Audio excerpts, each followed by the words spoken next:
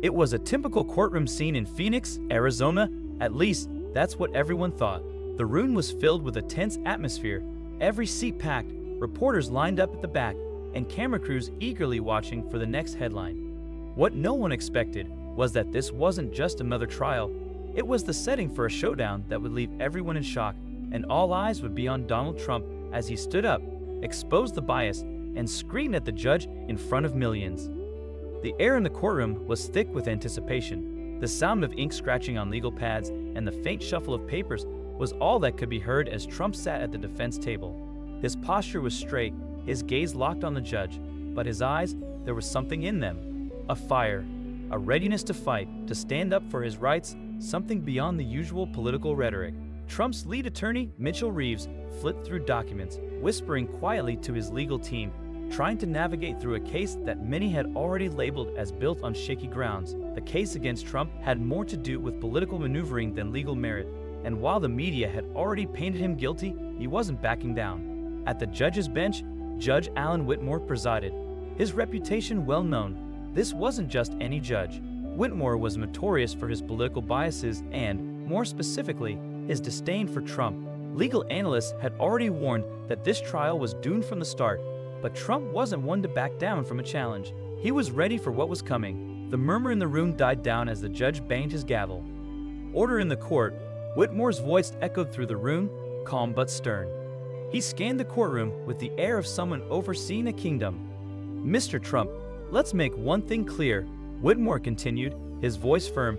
This courtroom is not your rally stage. You will not grandstand. You will not turn this into a spectacle. Trump didn't flinch. He leaned slightly forward, resting his hands on the polished table. His voice, though calm, carried weight as he replied, "With all due respect, Your Honor, I don't need to make it a spectacle. You've already done that."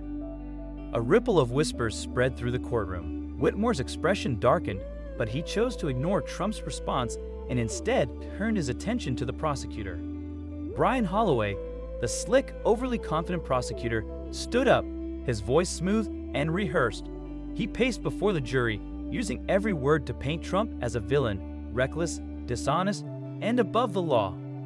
The words felt more like a political attack than a legal argument, but Holloway, with his smug demeanor, continued. Every accusation seemed to land without resistance, and Trump, sitting back with his arms crossed, exchanged a look with Reeves. Trump's frustration was evident, but he stayed quiet, knowing what was coming. But the real issue wasn't the prosecution. It was Judge Whitmore. His bias was undeniable. As Holloway continued, Whitmore nodded in agreement, throwing approving glances at every statement. Meanwhile, Trump's defense team received nothing but sharp interruptions. Reeves, trying to remain composed, attempted to speak up. "Your Honor, we'd like to formally object." Whitmore raised a hand, cutting him off. "Mr. Reeves, I strongly advise you to tread carefully. I won't have baseless objections slowing down this trial." Reeves opened his mouth, but nothing came out. He was visibly frustrated, but forced himself to stay composed. Trump, however, wasn't so restrained. He smirked and muttered just loud enough for the microphone to pick up, "You don't even try to hide it, do you?" The room froze. Whitmore's jaw twitched, and he banged the gavel once more. "One more outburst, Mr. Trump, and you'll be held in contempt." Trump spread his hands, unfazed. "Just calling it how I see it." The murmurs grew louder in the courtroom. The judge's bias was becoming undeniable, and people were noticing. But the worst was yet to come. The prosecution's narrative continued, hammering away at Trump's character, accusing him of repeated deception, a disregard for accountability, and a refusal to accept responsibility. Trump's frustration simmered, but he stayed seated, arms crossed, his gaze steady. Then came the moment. Judge Whitmore leaned forward, his eyes locking on Trump as he said, "Let's be clear about something. This court will not entertain distractions. We will stick to the facts." It sounded neutral on the surface, but the sharpness in his tone, the glance he shot at Trump, it was clear. This wasn't just about the case. This was personal. Reeves didn't back down. "Your Honor, we're simply trying to establish." "I've made myself clear, Mr. Reeves," Whitmore interrupted again. "Proceed with caution." The tension was palpable. The defense was being muzzled in real time.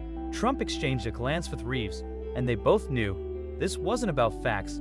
It was about controlling the narrative. Holloway seized the opportunity. "Your Honor, I appreciate your commitment to keeping these proceedings professional." Trump scoffed under his breath. "Professional? This is a joke." Then Whitmore, with a pointed, venomous look, said, "Mr. Trump, I don't believe you understand the gravity of your situation. You have a habit of dismissing accountability, of avoiding consequences. But let me assure you, this is a courtroom, not one of your rallies." The comment landed like a slap across the face. The room was stunned. Even the jurors shifted uncomfortably in their seats. The judge wasn't even pretending anymore. This wasn't a trial. This was a personal attack. Reeves immediately jumped up. "Objection, Your Honor." That comment was entirely inappropriate. "Overruled," Whitmore said dismissively. Trump didn't wait.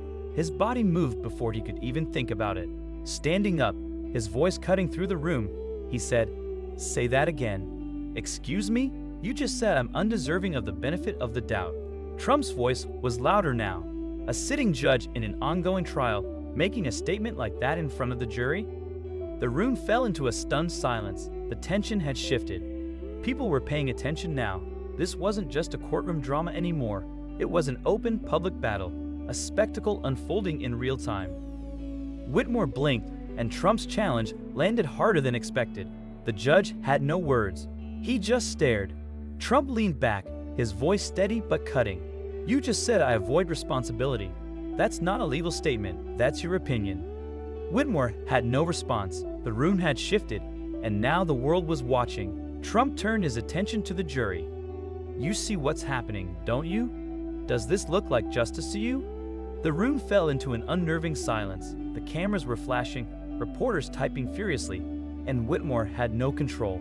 He banged his gavel repeatedly, but the noise was drowned out by the ripple effects spreading across the room. Trump smirked and then turned to the cameras.